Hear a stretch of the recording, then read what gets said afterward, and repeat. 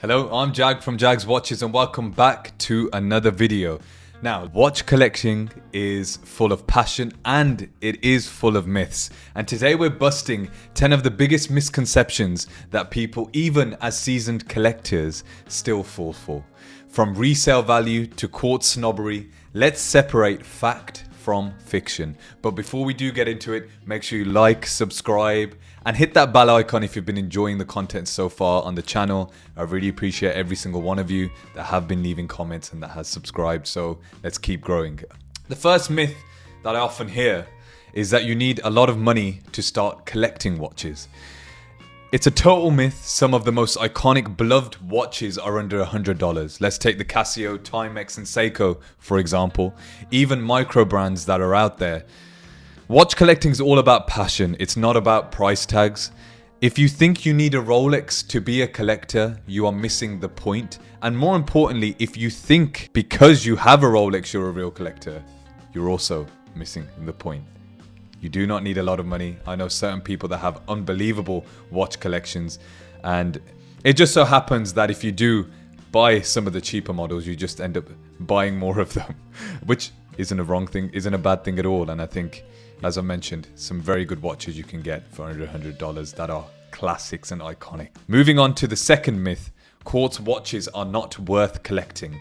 Let's kill this myth once and for all, please. Quartz is not inferior, it's just different.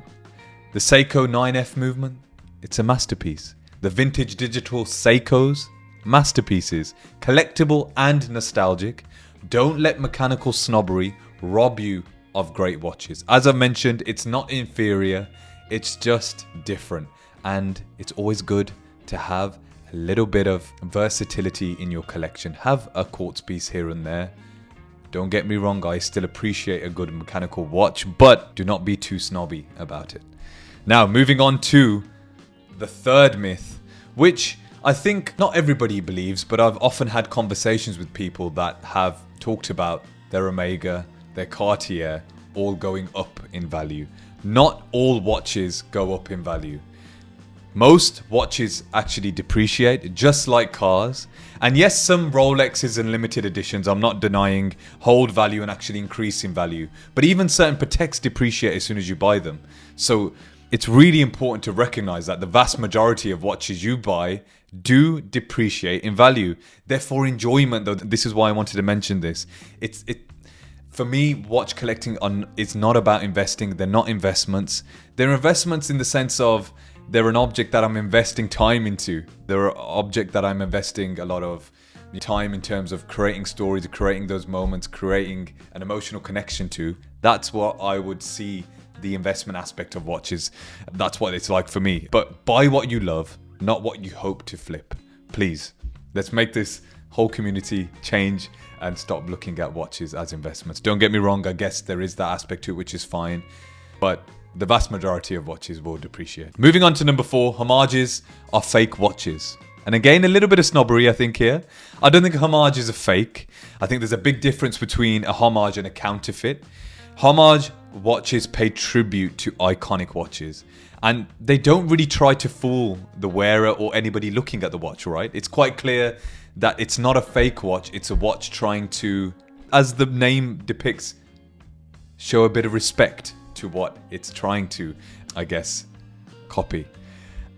Think Steinhardt or San Martin. Just know what you're getting into and be honest with yourself. I've mentioned a Timex. I've mentioned so many different watches, and there's so many Seikos that look like Submariners, etc. And we know that they're trying to copy these iconic watches. But guess what? Not everybody can afford these watches. So that's something that we need to clarify here. These homages are, I guess, just paying their respects to what they're based on. And I don't see any issue with that whatsoever. Another myth is, which is number 5 in the list, is you need a dive watch, a dress watch, and a chronograph. The Holy Trinity collection, it's also known as. It's just a guideline, not a rule. Some people just want to have 5 different G-Shocks, and that's okay. You're allowed to do that. Others only collect vintage watches or vintage Seikos, for example. There is no correct collection. There's no correct way of going about it. Your collection should just reflect you and what you want. Simple as that. Now moving on to number 6. The Panerai lovers watching this will hate me for saying this. And even the Hublot fanboys will probably hate me for saying this. Bigger watches are better. Now I do think this myth is starting to die. Once upon a time, everything had to be 44mm or above, but now smaller sizes are back. And I mentioned this in one of my previous videos when I was talking about my Grail watch being 36mm. It's completely skewed my perception of what the sweet spot is. Prior to getting the Breitling top time, my sweet spot was around 42mm. Getting the top time now, my sweet spot is 38 to 40mm. I would be scared to buy a watch over 40mm. I would only think about buying a watch over 40mm if it was thin in thickness. So look, it's not about the size, it's about the proportion and the comfort. So whatever suits you, go for it. But I now do feel like we're moving away from bigger watches. We are definitely moving towards smaller watches. And maybe that's because of this kind of recent surge in appreciating vintage watches, and I think it has been quite a recent thing in the last 5 years or so. Now, another myth is that you need to service your watch every 5 years. People have told me about this. People have told me to do this with my Omega. It depends. Look, some watches can go 10 years without a service and run completely fine. Others might need help after 3 years. Services schedules are guidelines, and look, it's not gospel. It's not black and white. And let's be real, don't open it if it's running perfectly and keeping time. You don't need to mess with it. And even the 10-year service that people tend to talk about is still a guideline. If you're not wearing your mechanical watch every single day, then you won't need to service it as much. And look, there's so many different factors that play a part in this. And I guess the bottom line is they are guidelines. It's not gospel. Now moving on to number 8. Microbrands do not count as real watches, and I think this is changing. I think there's less snobbery around this now, and I think people are, especially those watch enthusiasts that watch videos on YouTube, for example, are starting to really appreciate microbrands and really appreciating their value proposition, because you tend to get a hell of a watch for the price, because that's their USP to a certain extent. It's a massive myth. Microbrands such as Baltic, Laurier, Zelos, and Christopher Ward, I don't know if you can call it a microbrand anymore. They're pushing design boundaries and offering insane value. Just because it's not a heritage Swiss brand doesn't mean that it's not a real collectible watch.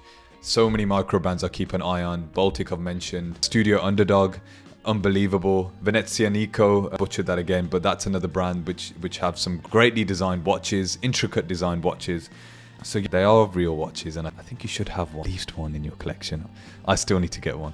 Number 9, which again is one myth which I think has started to change a lot more recently, and I think Brit Pears has something to do with this, and female YouTubers in the watch space have a lot to do with this. Watch collecting is just for men. I remember back in the day, in my family, mainly the men used to wear watches, and now I think it's become pretty obvious that this is a space for women just as much as men.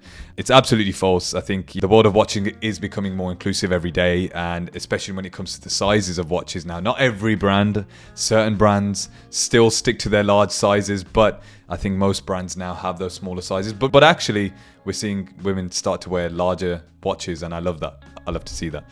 So, moving on to the last one, and this is an interesting one. Number 10, more watches equal a better collector or a better collection. Some people just have 3 watches they love. Others have 30 and don't wear any of them. A big collection doesn't mean you're a better collector. Thoughtfulness, connection, and joy do, in my opinion. And sometimes less really is more. And I actually think in this game, less is more. I have around 5 watches in my rotation at the moment, and I think any more than 5, and I know a lot of you might disagree with me on this, you just end up not wearing your watches or appreciating your watches that you have in your collection at that point. I think if you go above that, you're spending a couple of days here and there with your watches and you're not spending a lot of time with them. I'm very wary about buying new watches, because I know as soon as I add another watch to the collection, it means less time with my current 5 that I've got in rotation. And so I would say be very careful about just buying, because ultimately it means you spend less time with the watches you currently have. And look, those watches are not going anywhere unless you sell them. So Think about that the next time you buy another watch. It means you will have less time with the watches you already have and potentially already love. So there you have it. 10 myths about watch collecting that have just officially been debunked. If any of these have caught you off guard, let me know in the comments. If you don't agree with any of my takes, let me know in the comments. I'm interested to know. And if I've missed one, a big one, be sure to also drop that down in the comments as well. I'd love to do a part 2 of this. Let me know if you've enjoyed the video by liking, subscribing, and hitting that bell icon. And if you still think quartz is a crime, then maybe I'll catch you in the next one and we can talk about that in the next one. I've been Jag from Jag's Watches, and remember, timing is everything. Peace.